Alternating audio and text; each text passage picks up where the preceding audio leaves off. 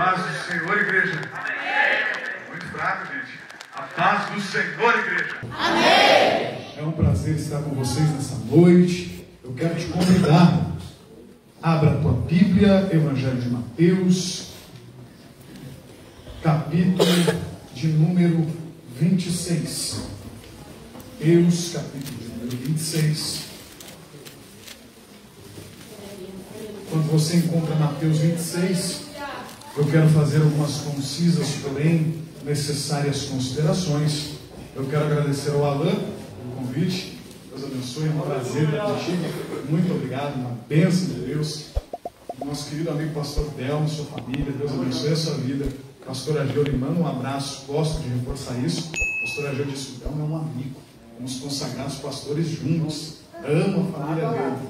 Que bênção, que maravilha. Muito bom realmente ver essa fidalguia, essa fraternidade. Isso é muito bom. Quero saudar a todos os líderes de jovens que estão aqui, os irmãos obreiros, o vice-presidente, os dois vice, Deus abençoe a vida de vocês, também o meu sogro, a juventude lá de Carlos Barbosa e as demais juventudes que aqui estão. Eu não posso deixar de citar a minha muito digna esposa, essa mulher que para mim é a mais linda desse universo, uma guerreira realmente, e está aí regendo coral, está aí ajudando a gente, uma bênção de Deus na minha vida. Queridos, antes de a gente fazer a leitura, porque pregação é pregação e comércio é comércio, então ali no final do culto eu vou estar vendendo meu livro. Nós estamos vendendo meu livro a R$15 e por enquanto nós não obtivemos lucro algum. Eu vou lhe explicar o porquê. Ainda estou pagando a publicação, e pagar a publicação será um milagre. E deixa eu te contar uma boa notícia: você pode fazer parte desse milagre por apenas R$15. É um livro que nós escrevemos com uma linguagem para jovens sobre missão e evangelismo urbano. Esse livro é algo do meu coração, do coração da mocidade do Rio Grande do Sul. Nós temos vendido em todos os lugares por onde temos passado, nos congressos onde nós temos pregado, e ali na porta eu vou estar vendendo. Vai lá, compre um, me abençoe. Realmente, plante na minha vida. Eu vou ser muito feliz se você fizer isso. Queridos, Mateus 26, versículo de número 36, nós vamos ler só alguns versículos. Depois, se você quiser ficar com a sua Bíblia aberta, nós vamos pregar o texto. Então chegou Jesus com eles a um lugar chamado Getsêmani e disse aos seus discípulos: assentai-vos aqui enquanto eu vou além orar. E levando consigo Pedro e os dois filhos de Zebedeu, começou a entristecer-se e angustiar-se muito. Então lhes disse: a minha alma está cheia de tristeza até a morte.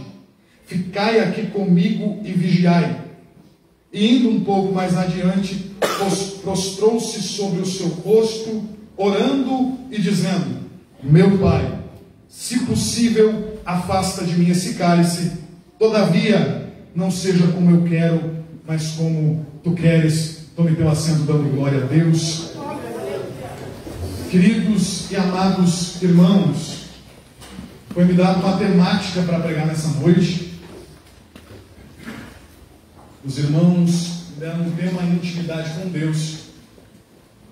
E eu orei a Deus e Deus me deu uma palavra a respeito. Eu preciso da sua paciência para nós introduzirmos o assunto e construirmos juntos um pensamento bíblico antes de aplicarmos esse texto. Irmãos, é bem verdade que não há como ensinar alguém a ser íntimo de Deus. Não há. Porque intimidade não se ensina, intimidade se vive. Não é possível dizer como ela acontece. Ela simplesmente acontece quando eu insisto em me relacionar com Deus. Falar de intimidade com Deus, irmãos, é quase impossível sem falar de oração, sem falar de leitura bíblica, sem falar de momentos devocionais com Deus. Queridos, a intimidade é algo fantástico, porque a intimidade pode existir dentro de uma família. E pasmem, nós somos a família de Deus. A intimidade pode existir dentro de uma amizade. Toda amizade pode chegar a um nível de intimidade. E Jesus disse para mim e para você: não vos chamo mais servos, mas vos chamo amigos. Um casal vive a mais profunda intimidade. E nós, igreja, somos a noiva do Senhor, esperando ansiosamente para nos encontrar com Ele para esse casamento. Desses exemplos que eu citei, o exemplo mais fantástico é o exemplo do casal. Porque o maior local de intimidade de um casal é o quarto. E Jesus disse em Mateus 6,6: quando orar, entra no seu quarto, fecha a porta e ora a teu pai em secreto, que teu pai que vem em secreto te recompensará publicamente. A intimidade com Deus é algo fantástico. Não há nada mais propício do que a intimidade com Deus num ambiente como esse. Cada vez que eu me encontro com Deus, seja na igreja ou em um local secreto, eu construo um degrau da escada da intimidade com Deus. Cada encontro com Ele, Deus tira algo de mim e coloca em mim algo dele. Porém, é uma verdade que nós precisamos atentar. Quanto mais alto o nível de intimidade, mais alto também será o nível de comprometimento. Se nós voltarmos ao exemplo do casal, fica muito nítido isso. Porque quando eu namorava a Jaqueline, eu não tinha toda a liberdade de intimidade com ela. Nós não tínhamos relações íntimas. Nós não dormíamos juntos. Nós não nos vestíamos juntos. Nós não nos banhávamos um na frente do outro. Nós não tínhamos intimidade de um casal. Porém, se a Jaqueline caísse de cama, se a Jaqueline se visse doente, se a Jaqueline ficasse pobre, se o momento de dificuldade afetasse o nosso relacionamento enquanto namorados, eu não tinha obrigação nenhuma de permanecer com ela. Porém, a partir do momento do casamento, isso muda. Porque no casamento nós temos relações íntimas, nós dormimos juntos, nós passamos o tempo juntos, nós nos vestimos juntos. O nível de intimidade sobe, porém, o nível de comprometimento também. Agora é na alegria e na tristeza, na saúde e na doença, na riqueza e na pobreza, até que a morte nos separe. Percebeu? O nível de intimidade subiu e o nível de comprometimento também. Então entenda isso: ser íntimo de Deus nos trará muitos benefícios, mas também nos trará muitas responsabilidades. Ser íntimo de Deus nos trará muitos benefícios, mas também nos requererá muito maior comprometimento. Por isso, se você não quer se comprometer com Deus, fique no raso, não se aprofunde. Quer continuar na zona de conforto? Não conheça Deus, nem busque conhecê-lo. Porque Deus não tem conhecimento para aqueles que não querem se entregar completamente a Ele. Mas aqueles que se entregam completamente a Ele, Ele se revela totalmente a essas pessoas. Veja o exemplo de Ezequiel 47. A Bíblia diz que há um anjo medindo um rio chamado pela Bíblia de um rio de Deus. E Ezequiel vai entrar nesse rio. O anjo mede 1000 côvados e ele entra e a água está dando na canela. Ok, é possível controlar. O anjo mede mais 1000 côvados e ele entra dentro do rio, a água está dando no joelho. Ok, ainda consegue controlar. Ele anda mais 1000 côvados e agora a Bíblia vai dizer que a água está batendo nos lombos dele. Ainda consegue controlar. Mas aí o anjo mede mais 1000 côvados, pastor. E a partir daquele momento, ele já não tem mais controle. Ele diz que as águas eram tantas que já só podia passar a nada. Então, se você quer ter controle na sua vida, se você quer mandar na sua vida, não mergulhe no rio de Deus. Porque quando você entrar no rio de Deus numa profundidade grande, não vai haver nada mais que você vai controlar. Eu vou repetir: quando você mergulha no rio de Deus, você perde o controle. Quem manda é Ele, quem conduz é Ele, quem guia é Ele. Então, se o seu coração nessa noite estiver disposto a entregar tudo, saiba disso: quem vai mandar na sua vida é Jesus. Quem vai mandar os seus projetos é Jesus. Quem vai mandar os seus sonhos será Jesus. E é isso que está acontecendo aqui nesse texto. Jesus vai subir ao Monte das Oliveiras com seus discípulos. E existe um grupo que fica na base. Existe um grupo que vai mais próximo. O texto diz, não é minha cabeça, versículo 36, o grupo ficou na base do monte. Versículo 37, Jesus chamou Pedro, Tiago e João para subir mais para cima. Porém, o próprio Jesus vai um pouco mais adiante. Aqui há 3 tipos de pessoas hoje nesse congresso. Pessoas que estão dispostas a ficar apenas na base. Outros que chegarão mais próximo, mas aos íntimos, que irão um pouco mais adiante. Tem gente que vem para cá que vai se contentar em ver outros falarem línguas estranhas. Tem gente que vem para cá que vai se contentar em ver outros se movimentarem espiritualmente. Tem gente que vem para cá que vai se contentar em ver outros sendo cheios. Mas tem alguém que veio aqui que quer ser cheio, que não quer ver ninguém falar em línguas, ele quer falar em línguas, que não quer ver ninguém ser manifesto no meio da glória de Deus, mas Ele mesmo quer ver a glória de Deus se manifestar na sua vida. Jesus é íntimo de Deus isso. Jesus foi o nosso maior exemplo para construir essa escada do relacionamento com Deus. Eu estou só introduzindo, fica comigo, a gente vai chegar lá. Jesus orou diversas vezes, em vários momentos ele teve comunhão com Deus. Diga, a oração é um degrau da escada da comunhão. Jesus vai formar esse degrau. Ele ora ao ser batizado por João, ele ora ao escolher os 12 discípulos. Jesus orou antes de andar sobre as águas. Jesus orou para multiplicar pães e peixes. Jesus orou em João 17 por seus discípulos, orou por ele mesmo, e ainda orou pela gente, porque ele disse: eu oro por todos aqueles que ainda haverão de crer. Depois desse texto que nós lemos, Jesus ainda orou muitas outras vezes. Ele ora com os discípulos de Emaús, ele ora na Santa Ceia, ele ora quando encontra Pedro na praia em João 21, e ele ora no céu. Como assim, Marcos? João 14:6. Eu vou para meu Pai, mas não vos deixarei órfãos. Eu rogarei ao Pai, e Ele vos enviará outro Consolador. E quem pensa que Jesus, essa aqui é só para toda agora. E quem pensa que Jesus parou de orar, Jesus não parou de orar até hoje. Porque 1 João capítulo 2, versículo 1 diz que se nós pecarmos, temos um advogado no céu que intercede. Jesus está orando até hoje. Jesus nos deu o exemplo de construir essa escada. E com base nesse exemplo de Jesus, eu quero pregar hoje 5 resultados da intimidade com Deus. 5 resultados da intimidade com Deus. O que Jesus está vivendo nesse momento de oração no Getsemane. Ele é íntimo do Pai, conhece sua vontade.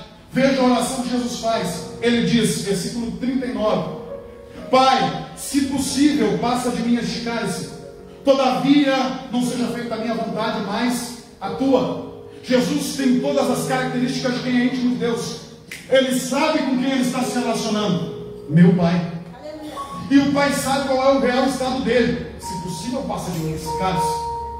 Mas ele tem um nível de comprometimento alto de com quem ele está se relacionando. Ele diz: todavia, seja feita a tua vontade, não a minha. E onde essa oração acontece, Marcos? Essa oração acontece no monte, com 3 dos seus discípulos mais íntimos, Pedro, Tiago e João. E é o mesmo contexto da passagem da transfiguração. Lucas capítulo 9, versículo 28 diz que Jesus tomou consigo Pedro, Tiago e João e subiu ao monte para orar. 2 vezes que Jesus subiu ao monte para orar. São textos que narram coisas semelhantes. Jesus sobe com os discípulos em Lucas 9, a Bíblia diz que ele se transfigura, ou seja, ele mostra a sua glória divina, o seu corpo divino. A Bíblia diz que ele mostra isso diante deles, e vem uma nuvem de Deus. Moisés e Elias aparecem, e do meio dessa nuvem Deus fala: este é meu filho em quem eu me comprazo. Entenda que essas situações são muito parecidas, mas elas têm um fim diferente. Por quê? No Monte da Transfiguração Jesus mostra a sua divindade. Porém, aqui nesse texto de Mateus 26, Jesus mostra a sua humanidade. No Monte da Transfiguração Jesus está glorificado, mas no Monte das Oliveiras Jesus está angustiado. No Monte da Transfiguração sua glória vem para fora, mas no Monte das Oliveiras seu sangue vem para fora, porque ele diz que suou gotas de sangue. No Monte da Transfiguração Jesus é envolvido por uma nuvem de glória, mas no Monte das Oliveiras Jesus é envolvido pelas mais densas trevas. No Monte da Transfiguração, onde Jesus está glorificado, Deus diz: esse é meu filho. Mas foi angustiado em meio às dores do Monte das Oliveiras que Jesus deu a resposta: meu Pai. Alguém está entendendo o que eu estou pregando? Só quem é íntimo de Deus, irmão, só quem é íntimo de Deus consegue ter esse primário resultado. Só quem é íntimo de Deus consegue dar uma resposta para Deus em meio à crise. O que você tem que entender é que todo encontro que eu tenho com Ele, Ele me faz entender quem eu sou. Mas só em meio às crises eu mostro para Deus que eu entendi quem Ele é. Jesus disse: meu Pai. O que Ele está dizendo é o seguinte: a situação que eu estou passando não mudou quem eu sou. Quem Jesus é? Filho. Independente da situação que está passando, Jesus é filho. E Ele está dizendo: meu Deus não mudou por causa da situação que eu estou passando. Ele continua sendo Pai. Jesus está dizendo: está difícil, mas Ele continua sendo Pai. está doendo, mas Ele continua sendo Pai. Está machucando, mas Ele continua sendo Pai. Está me quebrando, está me ferindo, mas Ele continua sendo Pai. Esse é o maior privilégio dos íntimos, irmão. É que em meio às adversidades nós podemos dizer: eu sei quem o meu Deus é. Ou olha, Ele é meu Pai. Foi o que Jó disse.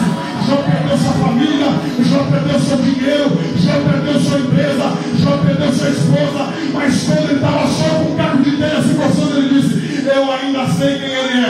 Eu sei que o meu Redentor vive e em breve se levantará sobre essa terra. Ele está dizendo: eu sei quem Ele é, eu sei que no momento exato que Ele quiser, Ele mudará a minha história.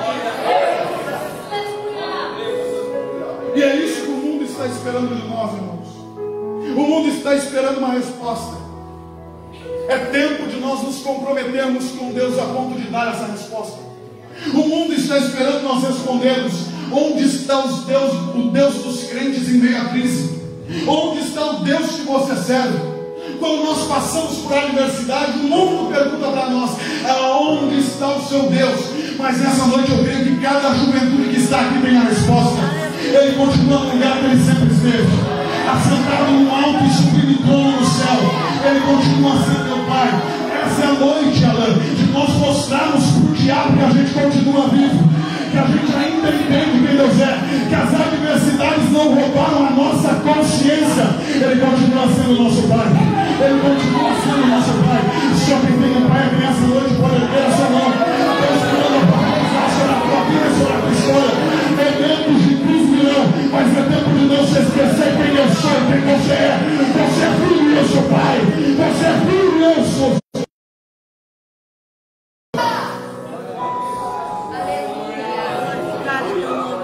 O problema, posso abrir um parênteses? O problema da minha geração é sem sentido. Por quê? Ele diz: não senti de orar, eu não senti de ler a Bíblia. Fé é convicção. Fé não é sentimento. Fé é convicção. Se eu sinto, eu oro porque sinto? Não, eu não oro porque sinto, eu oro porque sei que toda vez que eu falo Ele está me ouvindo. Você não quer me ouvir pregar, não. Eu leio a Bíblia, não é porque eu sinto de ler a Bíblia, não. É porque a Bíblia é o único livro que quando eu leio o autor está presente. Jesus fazendo alguém nessa noite. É tempo de voltarmos a fazer. Não está sentindo de orar, vai orar igual, porque fé não é sentimento, fé é convicção. O primeiro resultado da intimidade com Deus é esse. Nós conseguimos dar uma resposta em meio à crise. Só quem é íntimo de Deus consegue fazer isso. Jesus então continua, Alan. Ele leva seus discípulos para o monte para orar. Diga monte. Entenda isso, que ninguém pode apresentar Deus sem antes conhecê-lo. O propósito de Deus na vida de todos nós é que nós conheçamos e o tornamos conhecido. E Jesus está fazendo isso com os discípulos, porque Ele não só foi orar, levou ele junto. No versículo 37 a Bíblia diz que Jesus levou consigo os seus discípulos para orar. Mas no versículo 40 ele volta, eles estão dormindo. Aí Jesus vai orar de novo no versículo 42, ele volta, eles estão dormindo. Jesus vai orar de novo no versículo 44. Jesus os levou para orar. Quem os levou para orar? Quem os levou para orar? Quem os levou para orar? Todos eles subiram por causa de Jesus. Jesus está influenciando. Só que quando ele volta, eles estão dormindo. Só que o Jesus que os leva para orar, influenciando eles, não é influenciado por eles quando eles dormem. Alguém já entendeu? Porque esse é o segundo resultado de quem é íntimo com Deus. Só quem é íntimo com Deus consegue influenciar sem ser influenciado. Esse é o maior nível de intimidade com Deus, é de influenciar sem ser influenciado. E eu creio que está chegando o tempo em que a igreja brasileira vai influenciar o mundo sem ser influenciada pelo mundo. Sabe o que eu acho lindo? Sabe o que eu acho lindo? Deus nos chamou. Entenda isso, jovem. Deus te chamou para influenciar. E isso é lindo, é muito lindo. Por quê, Marcos? Porque eu estou cansado de ver os jovens da igreja sendo mexidos aqui dentro pelas coisas lá de fora. Os jovens estão se perdendo por causa de uma boate, por causa de uma festa, por causa de um baile, por causa de um carnaval. Os jovens saem da igreja, porque o que está acontecendo no mundo mexe com eles. Mas Deus me trouxe aqui para profetizar que nós estamos para viver o tempo e que o que está acontecendo com o mundo lá fora não vai mexer os jovens aqui de dentro, mas o que está acontecendo aqui dentro vai começar a mexer com os jovens lá de fora. Eu estou dizendo que vai acontecer, Alan, aquilo que aconteceu em Atos 2. O que aconteceu em Atos 2, Marcos? A Bíblia diz que os discípulos estavam orando dentro do cenáculo. Cenáculo é um local secreto. Glória! Cenáculo é um local secreto. Eles estão orando lá. E do lado de fora está acontecendo a festa de Pentecostes. E a festa de Pentecostes não para a oração deles. A festa de Pentecostes não para o movimento deles. A festa de Pentecostes não para o que eles estão fazendo. Agora, quando o Espírito desce, a Bíblia diz que o barulho era tanto que a festa do lado de fora teve que parar. Sabe o que aconteceu? É que estava acontecendo dentro do cenáculo, não foi parado pela influência de fora. Mas o poder de Deus lá de dentro começou a influenciar a festa do lado de fora. Eu vou profetizar. Eu só vou profetizar com você, meu amor.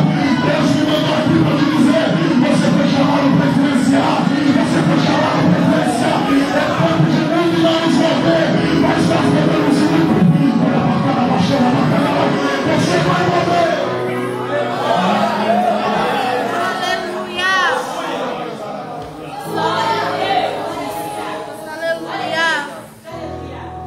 Eu sei que o termo influenciador está banalizado.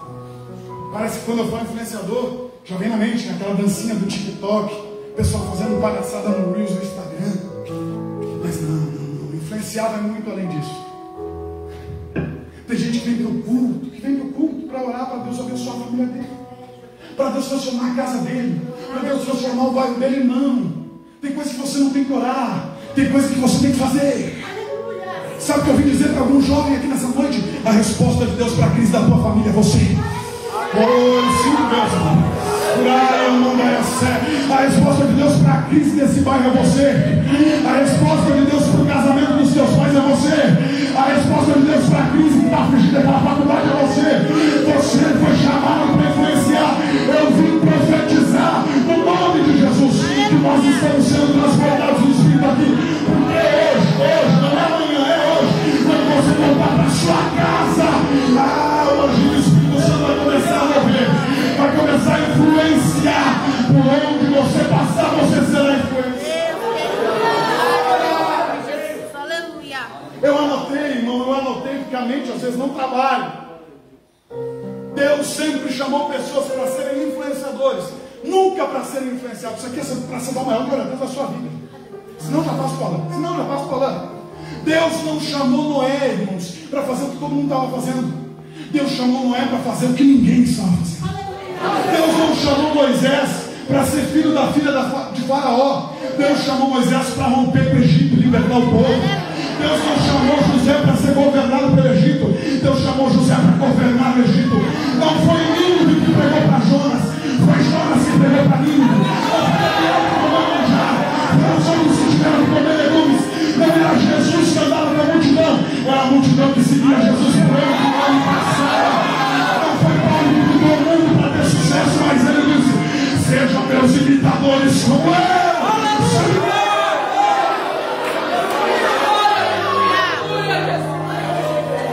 Você foi chamado para influenciar.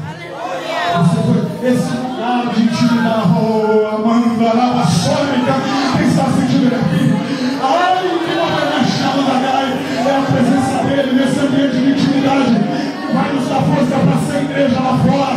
Que não, a igreja não para em quatro paredes. Deus quer agir nas ruas dessa cidade.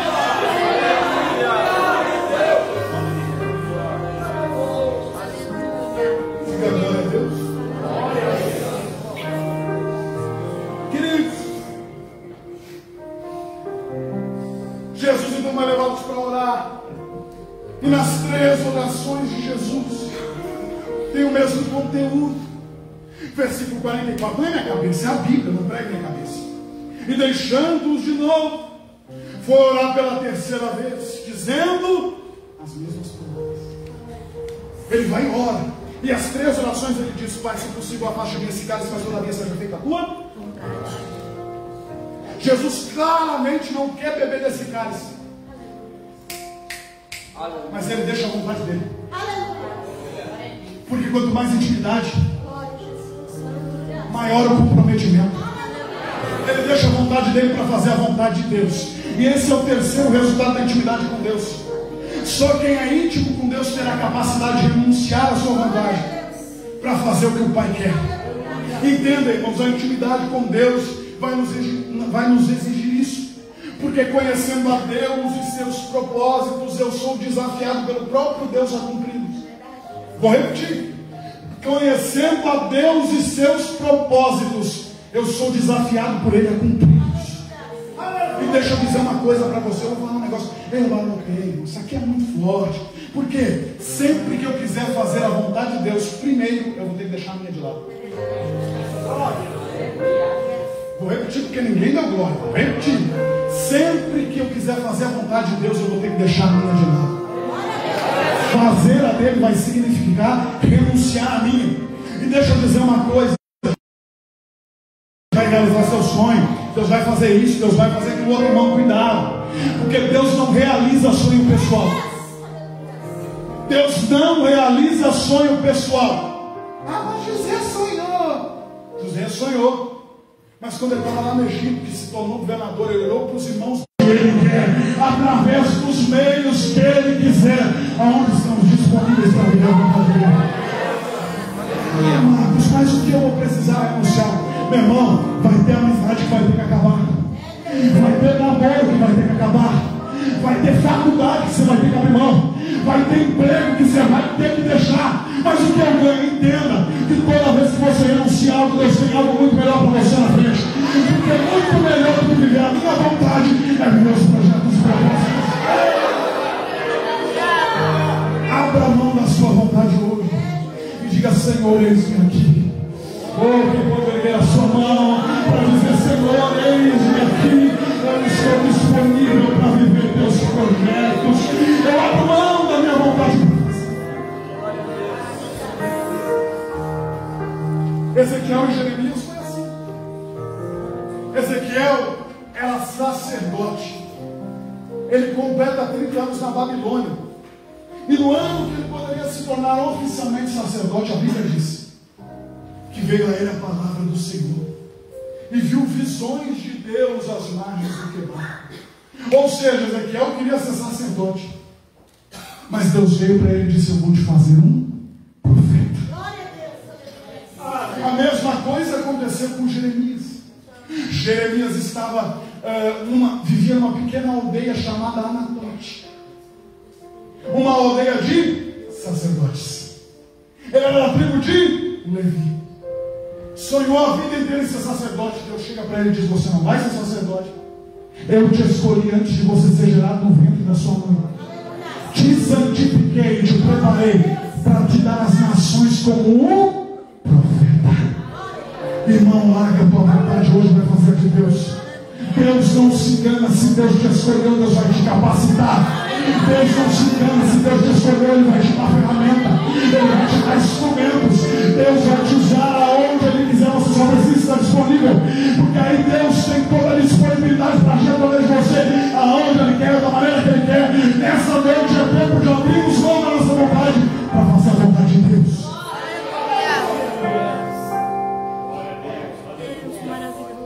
Esse é o terceiro resultado da intimidade com Deus. O quarto resultado da intimidade com Deus é vencer o mal com o bem. Diga: vencer o mal, com o bem. Jesus faz isso em 2 oportunidades nesse texto, não na minha cabeça.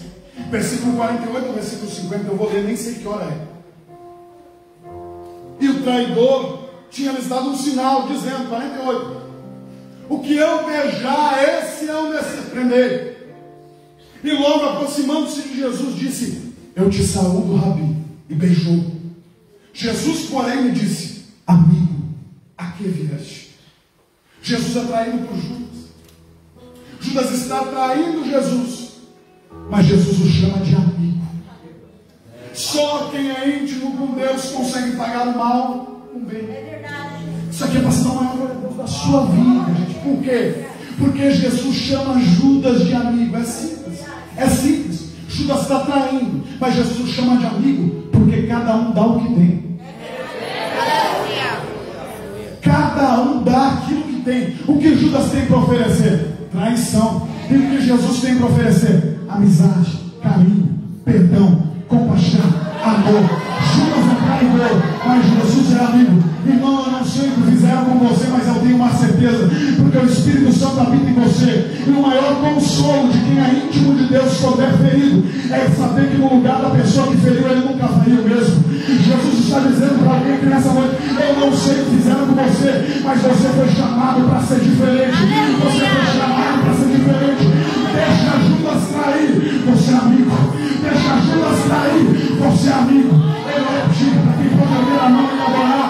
Deixa Judas trair, você é amigo. Eu não sei o que fizeram com você, mas Deus está dizendo nessa noite: é tempo de mostrar o que há dentro de nós. Jesus está dizendo, isso aqui. Aleluia. Meu Deus. Por quê? Judas trai porque é a essência dele. Jesus está sendo traído. Diga traído. Ou seja, alguém está interferindo na sua vida. Só que a interferência externa não muda o que há do lado de. A interferência externa não muda o que ele tem do lado de dentro. Aleluia. Sabe qual é o maior consolo de quem é íntimo de Deus? É saber que podem pisar em você, podem te humilhar, mas ninguém muda o que você tem do lado de dentro. Sabe que você tem do lado de dentro? Você tem o Espírito Santo do lado de dentro. Aquilo que fizeram com você, eu não estou profetizando para alguém, eu não sei quem é, mas essa palavra tem endereço ao coração de alguém. Aquilo que fizeram com você, o mal que te fizeram, não mudou quem você é. Ele é traidor, mas você continua sendo amigo. Ele é traidor, mas você continua. Veja, Jesus vai fazer isso em outra oportunidade. Glória a Deus. E qual é a oportunidade, irmãos? Logo em sequência, versículo 51. E eis que um dos que estavam com Jesus, obrigado, irmão, que bênção. E eis que um dos que estavam com Jesus, estendendo a mão, puxou uma espada e ferindo o servo do sumo sacerdote na. Aí Lucas capítulo 22 versículo 51 diz que Jesus, tocando na orelha dele, o curou. Eu acho isso lindo, porque o Pedro certamente não queria sentar a orelha.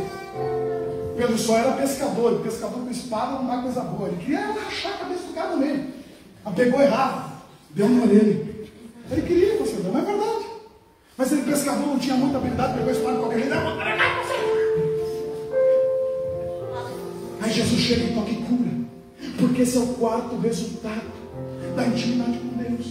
Jesus está sendo preso pelos soldados, está sendo traído pelos seus amigos, está sendo abandonado pelos seus discípulos e cercado pelo seu próprio povo. E o texto diz: com porretes e espadas. Sabe aquela multidão do Shrek? Sabe, tu sabe. Ia lá na casinha do Shrek no primeiro filme, com tocha, pedaço de pau, espada, ferramenta agrícola. Aquela multidão foi atrás de Jesus. E aí chegaram lá para pegar Jesus. E qual é a reação de Jesus? Mesmo sofrendo tudo isso, quando alguém aparece ferido na frente dele. Jesus não continua a ferir. Mesmo sendo ferido, a única coisa que Jesus faz é curar. Oh, Espírito Santo, esse é o quarto resultado da vida de quem tem intimidade com Deus. Você é ferido, mas você cura.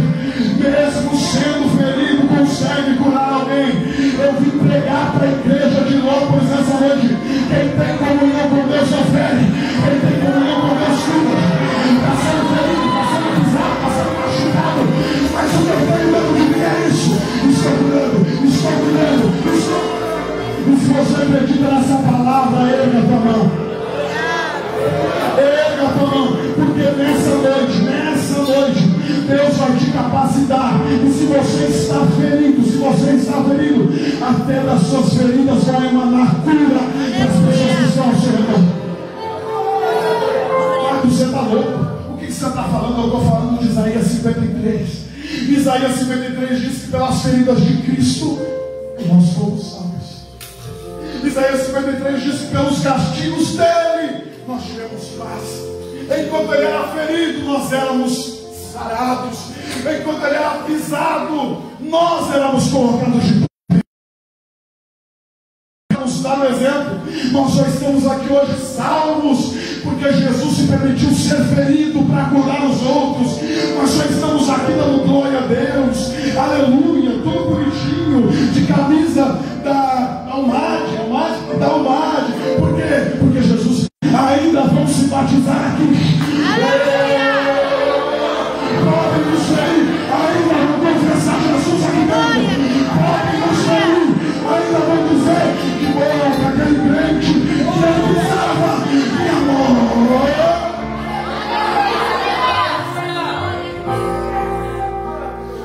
Isso aqui, mano, eu quero encerrar. Mas se você não der glória com isso, eu vou pedir o pastor Demovinho, assumir o microfone. Que isso aqui é lindo demais. É lindo demais. 2 Coríntios, capítulo 4, versículo 7, diz o seguinte: mas nós temos em vasos de barro este tesouro, para mostrar que este poder que a tudo excede provém de Deus e não de nós. Que tesouros que Paulo está falando? Tesouros espirituais. Diga, tesouros espirituais. Esse texto faz referência a uma prática muito comum na época. Qual prática, Marcos? A prática que as pessoas tinham quando queriam esconder ouro. Quando queriam esconder ouro, olha isso aqui para você dar glória. Não fica no WhatsApp, não. Olha isso aqui para você dar glória. Porque na época de Jesus, quando alguém queria esconder ouro, quando alguém queria disfarçar o ouro, ele procurava para isso alguém que pudesse derreter o ouro. E ao derreter o ouro, ele escondia o ouro, pastor Delmo, dentro do recipiente mais improvável, um vaso de barro. Ninguém me entendeu. Ele ia lá e derretia o ouro para escondê-lo, colocava dentro do recipiente mais improvável, um vaso de barro.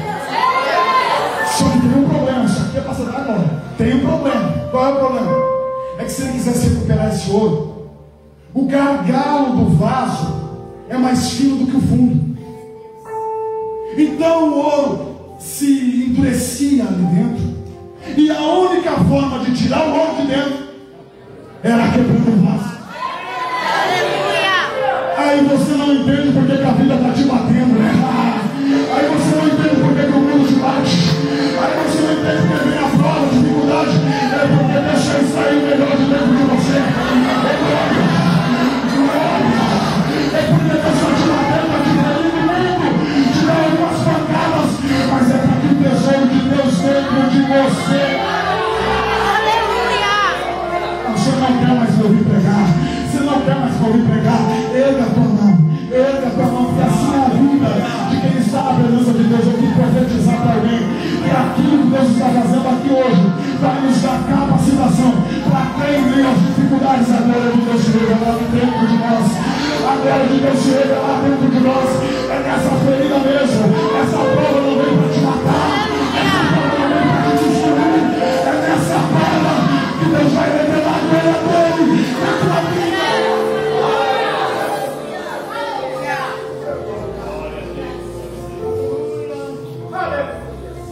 Glória a Deus, aleluia.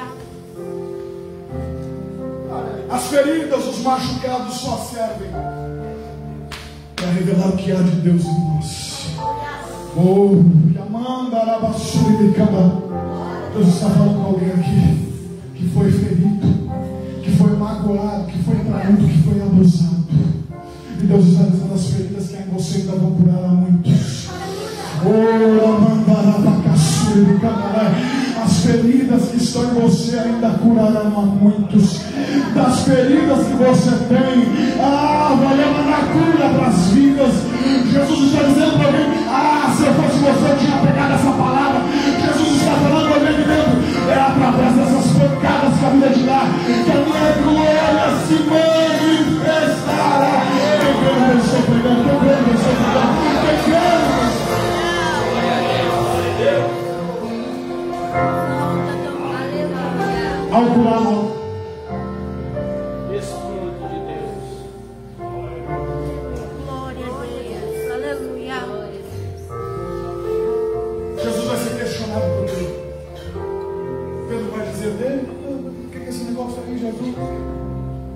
que a espada? E aí, Jesus vai dizer para ele: ô Judas, ô Pedro, esse aqui é o Pedro, ô Pedro, deixa eu mostrar um negócio. Ô Pedro,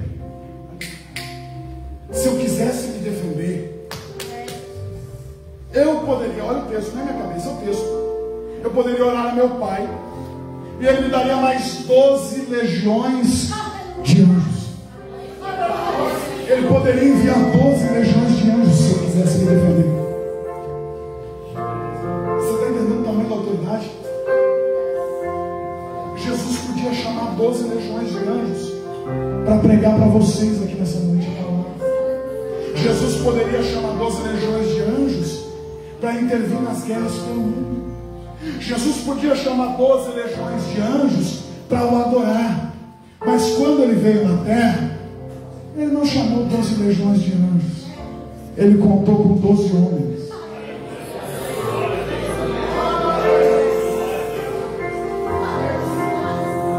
E você pensa ainda que as suas falhas vão impedir Deus de te usar. E você pensa ainda que sua humanidade vai impedir Deus de te usar. E Jesus está dizendo nessa noite: eu escolhi você, eu separei você. Se aproxime dele nessa noite, e ele se aproximará de você. É tempo de nós termos. Eu vejo gente chorando porque está entendendo a palavra. É tempo de nós mergulharmos dentro da intimidade com Deus. Por que, Marcos? Porque Deus não usa perfeitos, Deus usa disponíveis. Oh, glória a Deus, não usa gente perfeita. Isso aqui, gente, isso é um negócio. Deus não usa quem é ideal, Deus usa quem é real. Jesus usa isso. E olha só, Jesus vai ser levado preso. Versículo 57, apesar disso. Eu estou pregando Bíblia, eu estou pregando o quê? Só Bíblia. Não tem forçação de barra, aqui não é teologia, conte a Bíblia. Aleluia. Versículo 57. Ele vai ser julgado, já estou encerrando, é meu último tópico, presta atenção, redobra a atenção. Ele vai ser julgado injustamente. E a partir daí ele vai ser cuspido, ele vai ser xingado, ele vai ser espancado, ele vai ser chicoteado, ele vai carregar a cruz, vai ser pregado nela, tem o seu lado perfurado. Tudo isso por eu e você. E você está aqui de boca fechada num congresso desse. Jesus foi ferido por nós. A cruz, essa aqui vai de bônus. A cruz era de Barrabás. Bar, filho, Abas, pai. Ele levou a cruz por causa dos filhos do pai. Ele levou a cruz por causa de nós. E só em meio a toda essa dificuldade ele viveu o último resultado, o quinto, da intimidade com Deus. Só quem é íntimo com Deus consegue superar as adversidades.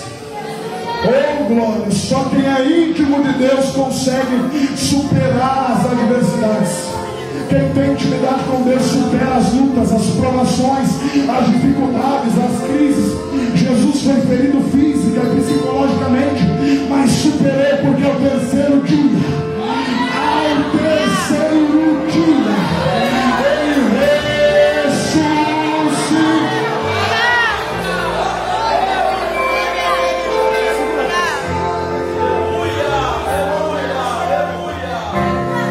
Aperte o cinto porque o piloto subiu.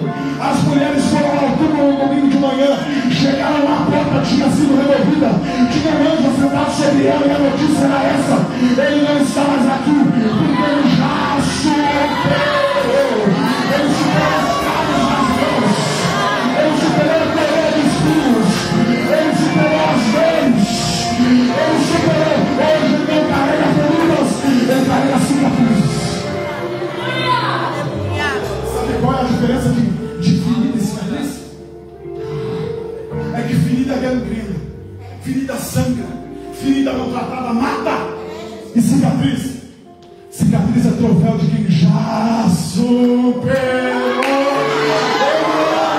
Irmão, isso aqui é para não ter que te pedir para ficar de pé na hora de orar. Ele superou a cela onde colocaram a cela, ficou vazia. Ele superou a cruz onde colocaram a cruz, ficou vazia. Ele superou o túmulo onde colocaram o túmulo, ficou vazio. Mas o trono está ocupado, o trono está ocupado, o trono está ocupado.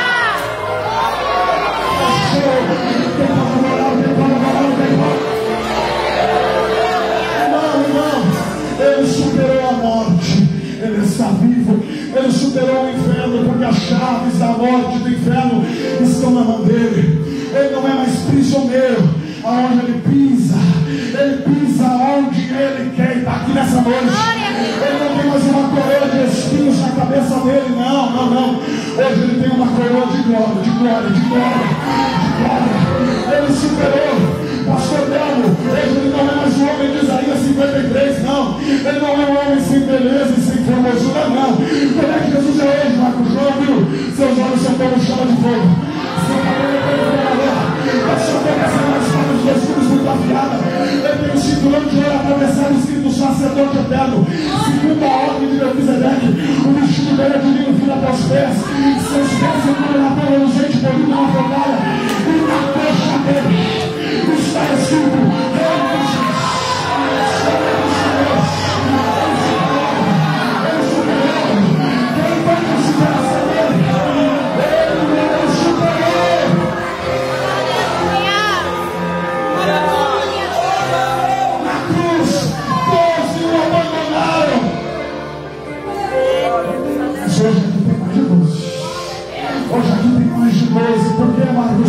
porque hoje as multidões, de tantos como a areia da praia, com suas vestes brancas esperam para se encontrar com ele, ele superou.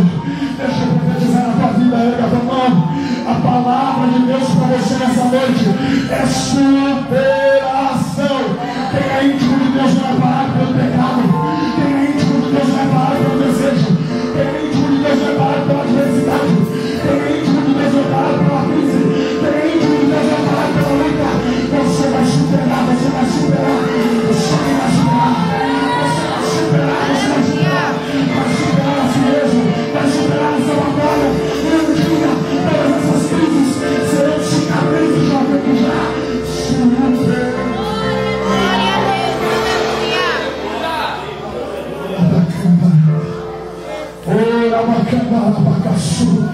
Erga as mãos ao céu, erga as tuas dessa vez. Eu vou encerrar agora. Erga as tuas mãos ao céu, fecha os teus olhos. Fecha os teus olhos e sustente a tua mão. Se alguém vai cantar, já pode preparar. Fecha os teus olhos e sustente a sua mão. Isso vai dar uma foto boa aí. Feche os teus olhos e sustente a tua mão. Jesus está dizendo nessa noite: é tempo de superação na tua vida. É tempo de superação na tua caminhada. É tempo de superação na tua história. Você vai contar para alguém o testemunho de que ele já superou, porque a intimidade com Deus. Esse lugar de intimidade com Deus nos fará superar. O diabo não vai te parar. A crise não vai parar na cidade do Rio Grande do Sul. A mocidade aqui de Lopes não será parada. Porque nós vamos fazer superar. Supera. Um minuto de glória a Deus. Se você consegue adorar, só sentimos. É você ele.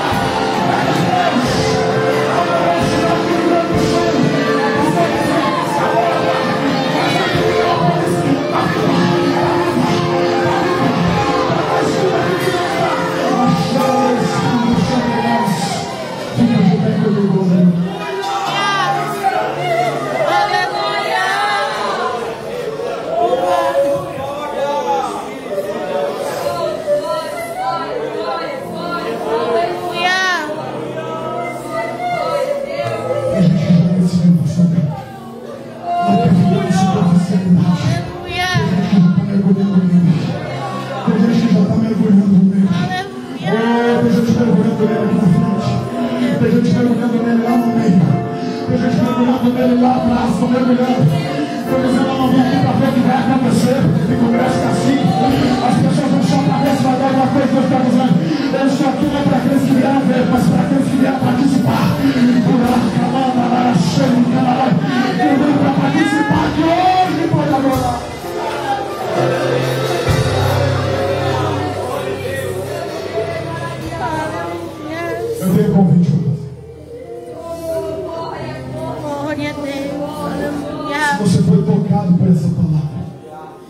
algo que eu falei tocou teu coração, Aleluia. passa aqui na frente. Eu quero orar com você e por você. Passa aqui. Aleluia. Santo teu nome. Passa aqui, vem. Se algo que eu falei tocou teu coração, vem.